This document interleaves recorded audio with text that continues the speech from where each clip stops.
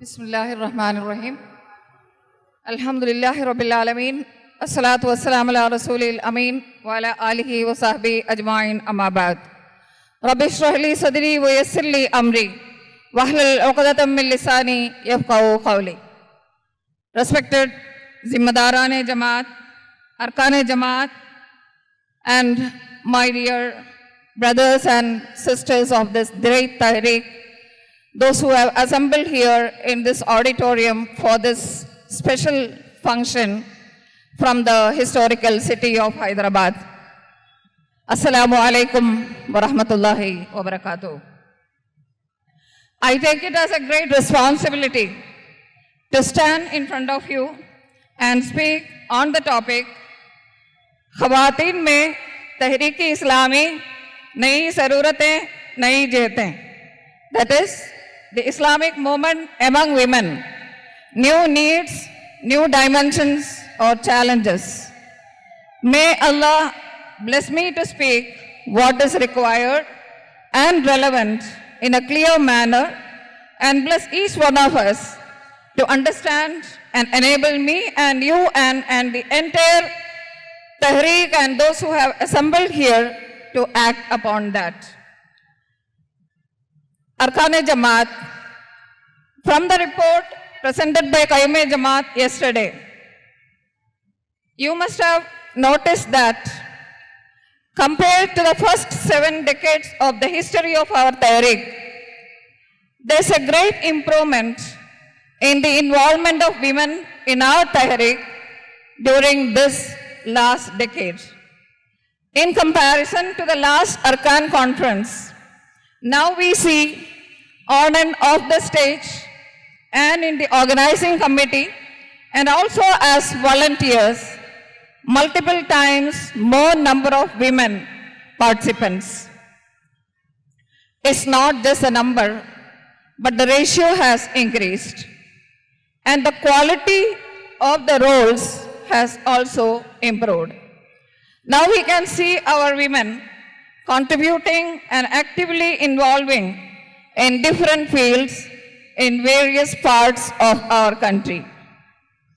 Even though there were attempts right from the beginning to involve women in the Tahreek, the pace was very slow due to the condition of the millet.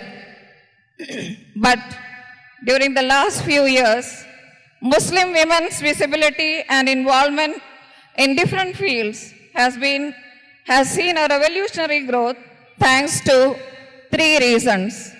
Number 1, more number of Muslim girls are getting opportunities to acquire higher education now.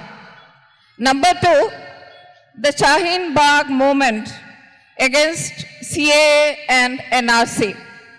Number 3, the COVID period, which made the new media communication and online social engagements more popular, and it made the path easy for our women to contribute.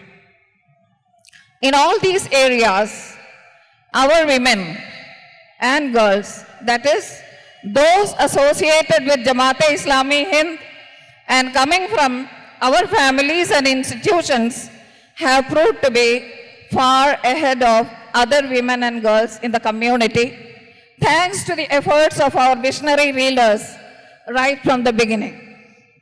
The literature produced in support of women's social and political engagement and the speeches by our scholars and leaders have paved the way for our women to move forward without any guilt, in spite of all accusations and hurdles from inside and outside. We also need to acknowledge and pray for those women who pioneered in bringing changes in our society and spread the message of our Tahreek far and wide among women and bring more women into this great movement. This they were able to do by struggling in and out to overcome the hurdles one by one. In this context, I remember with gratitude, with du'as, we can't ignore them, especially during this last decade, our dear sisters, Amatur Rasak Sahiba, and Munira Khanam Sahiba. They are no more in this world. They did their duty in a very exemplary manner and they left this world. May Allah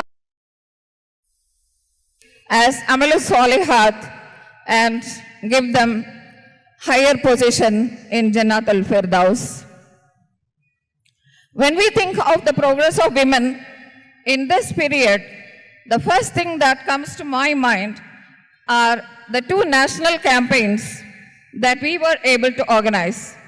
Both the campaigns helped in setting new narratives in favor of Islam, through the campaign on strong family, strong society.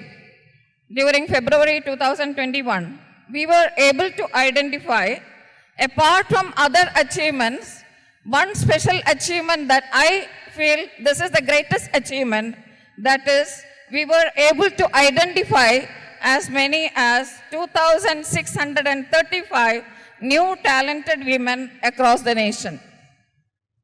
Whereas the campaign under the caption, Morality is Freedom, organized during the September this year, has been widely received as a required initiative, and apart from other achievements, here also we were able to identify as many as 6,308 new talented women. We have been able to produce thousands of women orators through these campaigns and also our other regular programs. Another great leap during this period is the launch of 2 e-magazines, one in Urdu named Hadia and the other one in English named Aura.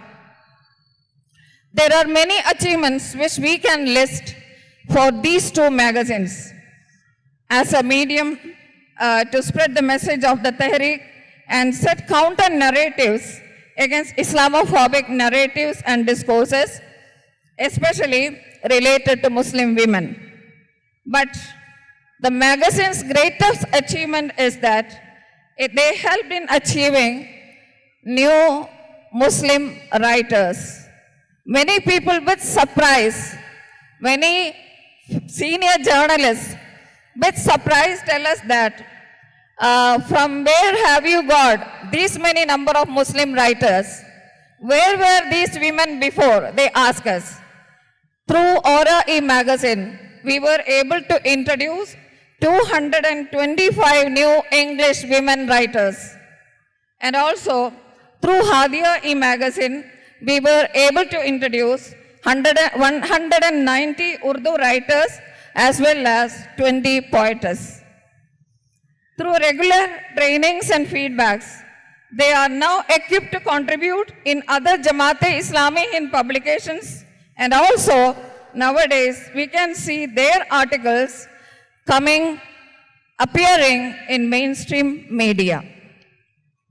Due to the planned efforts of our HRD department, various workshops have been conducted to polish and channelize the skills of our women cadre, resulting in more number of skilled women in different fields.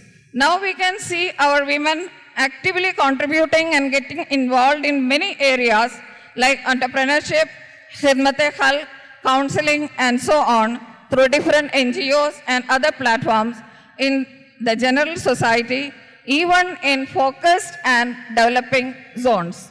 In every zone, we now have women who can address the mainstream media without any hesitation.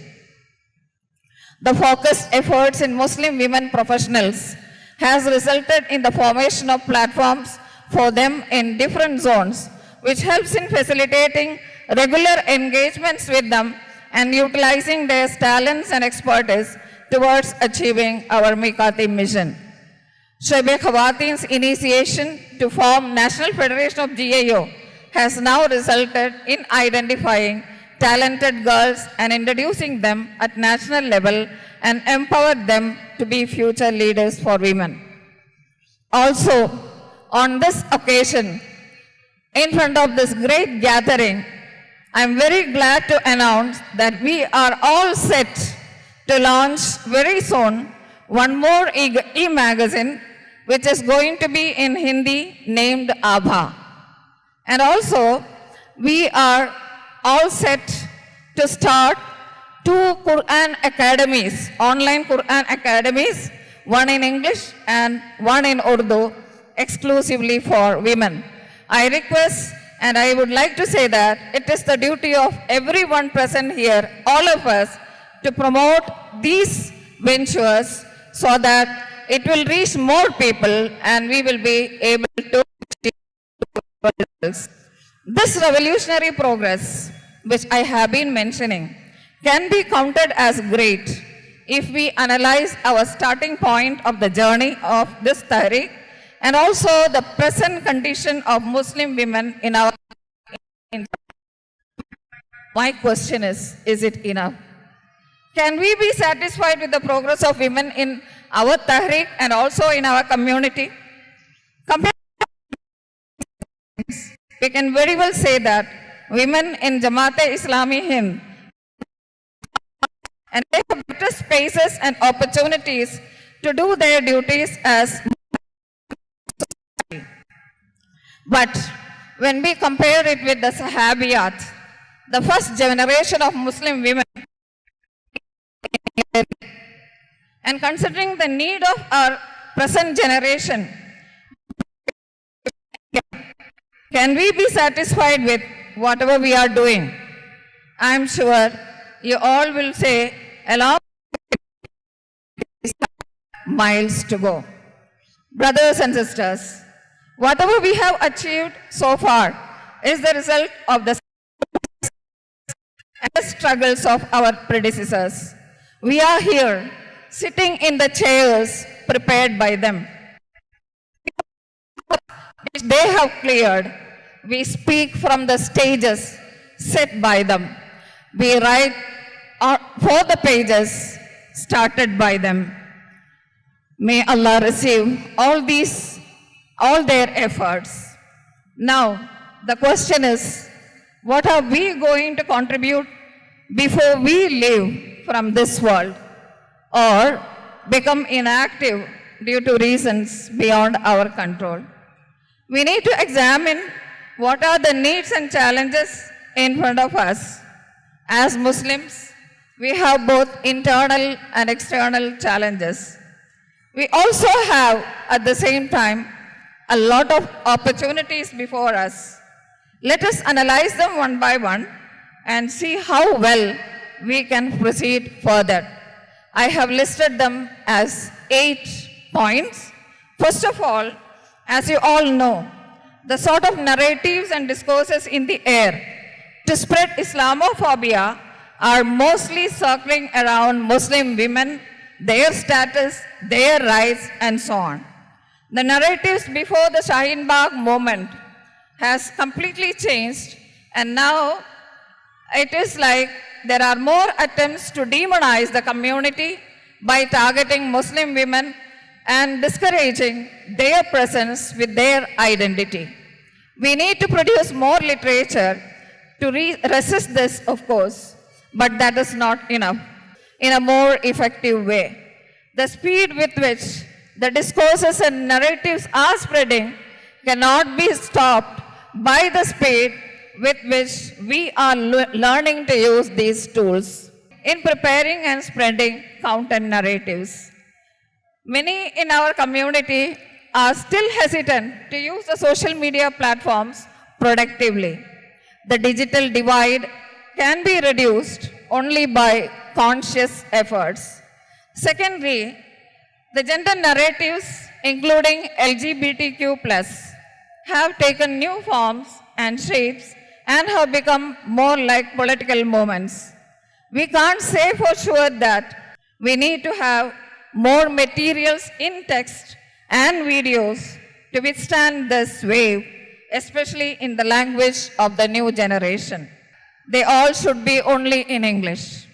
Every language has undergone drastic changes in vocabulary during the last 10 years. There has to be in-depth scientific analysis of the matter, as well as simple explanations in capsule forms, more women and girls should come up and get engaged in this task, and they have to be spared for that. Thirdly, new forms of customs, traditions, and superstitions. This is the other extreme of the matter. Even now, the entire Muslim community is not completely out of customs and traditions which are against the teachings of the Quran and Sunnah. And now, new forms are being introduced which stifle the progress of women. Just take the example of marriages. Azan and Masnu Nikah is beyond the imagination of many, even in our circles. Not only more awareness and literature, but I think some bold steps and discipline matters are required in this area so that the time, money, and resources wasted for this can be utilized for more productive works. We need to save ourselves and the entire Ummah from those big fat weddings. We have better things to do. So, brothers and sisters, we all have to be, especially our women and girls and boys, our men and women, we all have to be role models and take initiatives in this regard. Fourthly, Maslak rigidity and lack of inclusiveness. The beauty of Islam is in its plurality. The policy of Jamaat-e-Islami Hind is to be inclusive of different opinions with regards to fiqh masail. Whatever is clearly stated as haram is haram, and everyone associated with this tahreek is expected to be an example for others in that without any doubt. And the remaining, we leave to the discretion of our cadre to choose whatever school of thought or opinion they want to select in areas where there is more than one opinion among the scholars based on valid proof. This has to be practically followed by all. This is true for both men and women, but when it comes to women's issues, the rigidity is felt more and severe in our community. The result is the Ummah loses a great number of young women and girls, and they are utilized by others against Islam and to spread Islamophobia. We need to understand that in this era of Islamophobic public places and lack of recognition and opportunities and acceptance, our youth who are more exposed to different opinions and ijtihad across the world would naturally select the easy path if there are more opinions. So, the leaders of this Ummah, we all need to be a little more tolerant and inclusive in order not to lose our talented women force. We need to be more careful in making things haram with no valid proof from the Quran and Sunnah. So more literature and awareness are the need of the hour in this area also. We need to be very cautious of the other extreme also, that is seen among the youth in the millat. That is complete freedom from all basic manners and usul. We must save our young women and girls to not get affected by such trends through proper, timely guidance with hikmat. This will be possible only if we take them together with us and not by keeping them away. By positively engaging, we can save the youth from falling into those thoughts, tendencies, and trends that are totally against Islamic teachings. Fifthly, accessibility and female-friendly decent spaces. It is an undeniable fact that this Tahreek took initiatives right from the beginning to engage access for our girls in educational institutions. need access to better professionally qualified teachers, scholars, and educational environments. They also need more access to good libraries and other centers of learning. Similarly, the women's spaces of our masajids are to be revisited and rechecked. Actually, we can do a lot by providing decent spaces for women in our masajid. They should be more comfortable and attractive places for our women and children. Conscious efforts should be made to utilize this provision for the tarbiyat and empowerment of our women folk. Another area is that of sports and entertainment. We need to initiate in setting up Islamic female-friendly playgrounds where women and girls can engage in sports and games in an Islamic way. Health clubs, gymnastic centers, and other such physical activity centers can be established at selected places to attract more women as well as to maintain the health of our women. There should be purposely created platforms for our girls and women to regularly display their artistic and cultural adabi talents, especially considering the fact that such platforms outside are not at all suitable for our girls and women. Sixthly, change in mindset and family atmosphere. In this present world, even by sitting at home, our women can contribute a lot to Tehreek. Back office or work from home systems are a fashion today, and there are many women from rural India also working for multinational companies situated in America or Europe. This is a possibility which our women who are not in a position to go out and work should utilize, and the Tehreek is in great need of this. We produce many alimas through our own institutions, but not many are utilized. Many simply disappear after marriage. Many talents are not getting properly utilized and getting stagnant. For this, there should be a supportive atmosphere at home. Proper timetables should be followed at home, in which there has to be time allotted for reading, research, and learning new skills, and do something as per the talent and experience to contribute for the great mission that the Tehreek has taken up. Gender roles are to be redefined as per the Quran and Sunnah. My dear sisters, we need to rethink about our menus and cooking styles also. What we produce mostly out of hours of struggles in the kitchen are mostly less nutritious. Maximum utility out of minimum resources should be part of our tarbiyat in the preparation of food, and the same is the case with dressing and shopping. More orientation and counseling are required for our boys and young men to be supportive in this regard. With more girls getting highly educated and opting for jobs before marriage itself, the groom should be equipped with the tactics to handle the new challenges in family life as per the Islamic rules in a diplomatic and empathetic way. On the whole, we need to orient our families on time management and managing the household chores so that the women and girls get more time to productively engage in Tehreeki activities. The seventh one is including women in mainstream communities. In this, Jamaat-e-Islami Hind is far, far ahead and better when we compare the situation of the entire Muslim Ummah. As a policy, Jamaat wants to include women in all mainstream committees and platforms, including the shuras.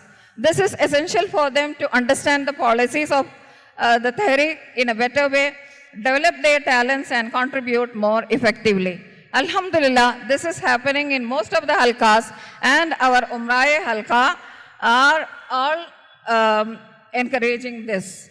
But the reality is, this is not happening on a larger scale in the society.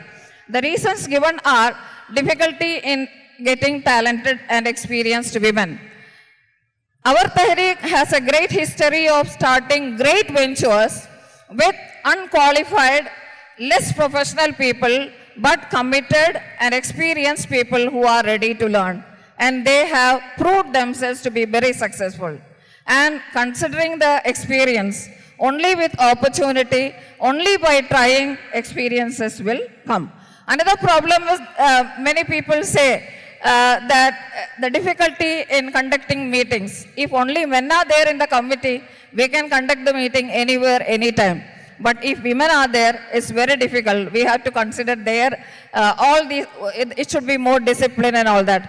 But we need to know that when Prophet Muhammad Sallallahu Alaihi Wasallam, with comparatively very, very less facilities and communication tools, if he involved women in all these areas, what is stopping us? We have to think about it.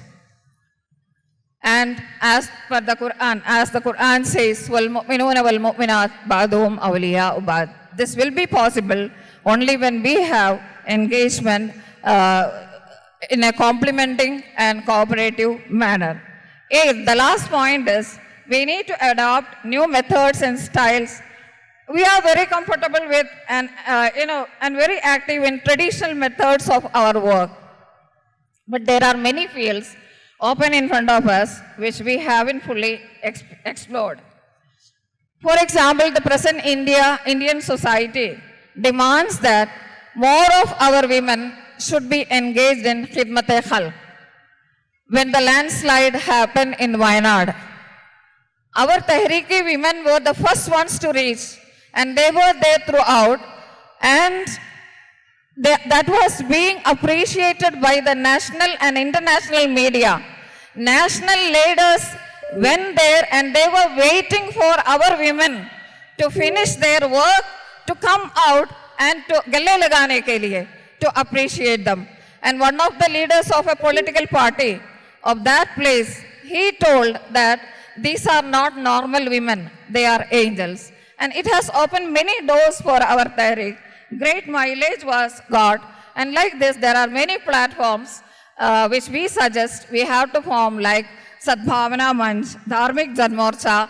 And this type of engagement with the Indian society, we need to have different styles of working, we need to adopt and work. In short, whether we accept it or not, the sky is getting expanded at a fast pace for women in every field.